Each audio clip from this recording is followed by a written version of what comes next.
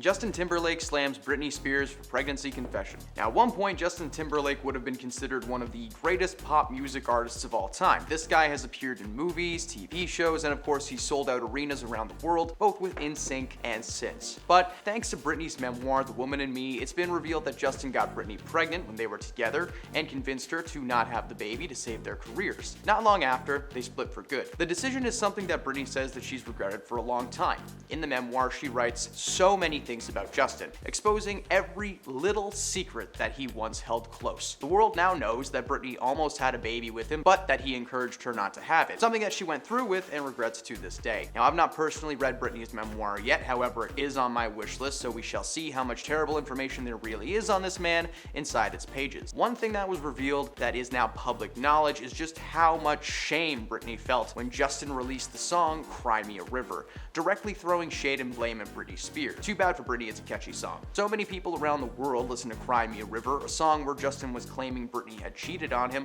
Well, in her book, she reveals the opposite happened, and he actually cheated on her. The entire argument can only be solved when you choose a side, and I personally don't care about either of these people one way or another, so you can be the judge of that one. Since the news broke and his name has been dragged through all of the mud, he's actually been forced to turn off his social media notifications thanks to the flurry of negativity that he's receiving. To be fair to the world, he does not come out looking great in this book. On top of the whole baby situation, Britney reveals that Justin was not the best boy in town. Over the years, this guy has been spotted being a menace in public, and we have forgiven him time and time again. If there is one man on this planet who has put his foot in his own mouth time and time again, it's Justin Timberlake. Now, before the year 2010, this man had appeared on so many stages in so many different forums that there is at least one little Justin slip-up recorded at all of them. For instance, when Justin was introducing Madonna at the Rock and Roll Hall of Fame, he made a comment that the world was full of people trying to imitate Madonna and that he may have been dating one at one point.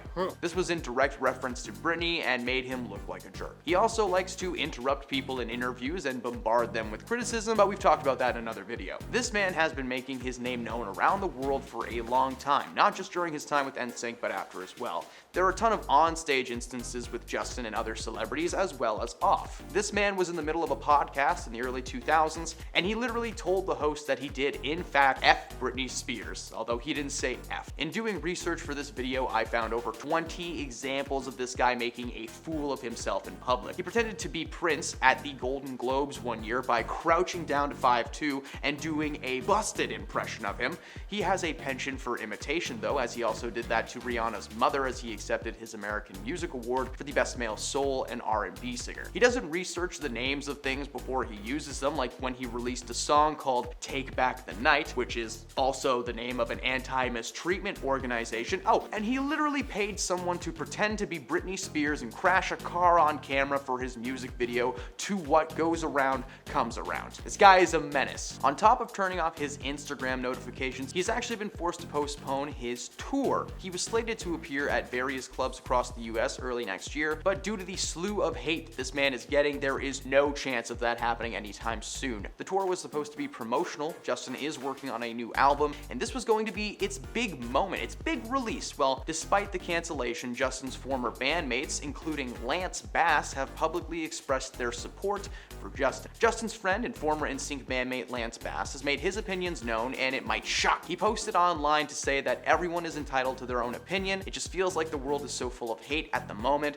that we need to practice a little forgiveness. Britney did, so let's take a note from her. I know, it's so juicy, right? Lance wanted people to be civil and friendly. Whew, that's a lot to ask. He continued to say that everyone deserves to have their story shared. She did, and he hopes that fans can, again, find some forgiveness. Lance and Justin recently reconnected along with their fellow NSYNC crew to record a new song together for the first time in 20 years. Fortunately, it seems like this will be the only time these guys get back together anytime soon. The backlash coming Justin's way is next level. According to sources, Justin actually had no idea that he would be featured so prominently in the book. Of course, he was under the impression that she would expose some secrets for purposes of plot, right? But not air out every single piece of dirty laundry that there was to offer. According to a source, Justin is actually very disappointed about the whole situation. He feels disappointed that she felt the need to write so much about him specifically. He also has a lot of regret in his soul, knowing that he hurt Britney when she was so young. Britney has every right to tell her side of the story so that herself and everyone involved can begin to heal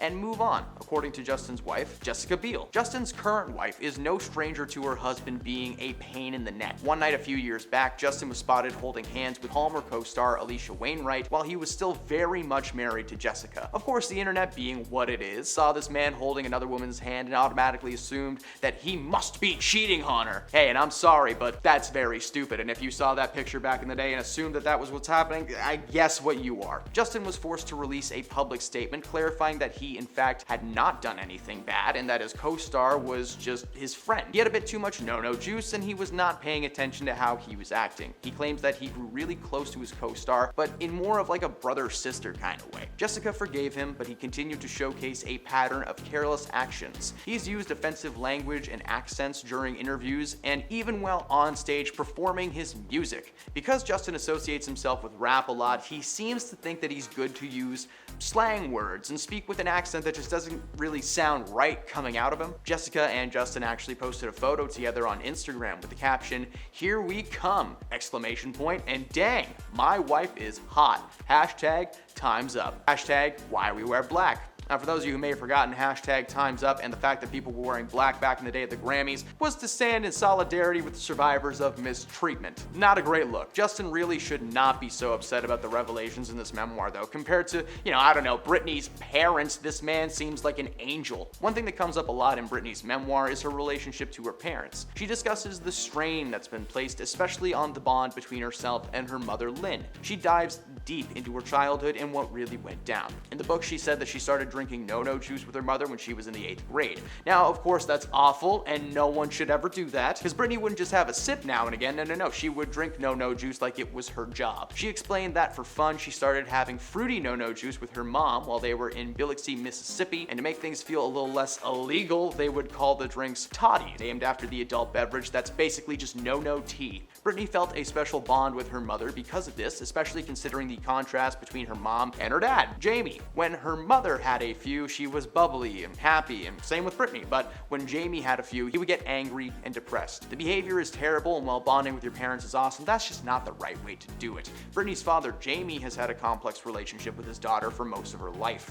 In her memoir, she shared the harsh judgment that she constantly received from her dad. She explained that she thought getting criticized for her body in the press was bad, but it hurt even more when it was coming from her own father. He repeatedly told her that she looked heavy and that she really needed to do something about it. She explained that even as a small child, he never gave her the love or attention that she really needed. In the book, she said that feeling like you are never good enough is a soul-crushing state for a young child. He drummed that message into her growing up, and even after she accomplished so much, he was continuing to make her feel like dirt. Jamie's wild opinions about Britney got so much worse when she was under her conservatorship. Under the conservatorship, Jamie was named as one of the several people in her life that could make important decisions for her. Mind, body, soul, all that jazz. She was forced to grow her recently shaved hair back and get back into shape. For 13 years, that guy remained in control of her life right up until the suspension in 2021. Now, as many of you may know, Britney was placed under a psychiatric hold in 2008 following what we will call a difficult day, and was later placed under a conservatorship by Jamie. In the book, she explains that she had been going through a lot of stuff at the time. She said that shaving her head and acting out were just ways of pushing back. Under the conservatorship, she was made to understand that those days were now over. She had to grow her hair back, get into shape, take medication, she went to bed early, and just did basically whatever anyone said to her. Britney revealed that she felt like a little tiny infant under the conservatorship and lost her passion for music, explaining that she started to feel more like a thing on stage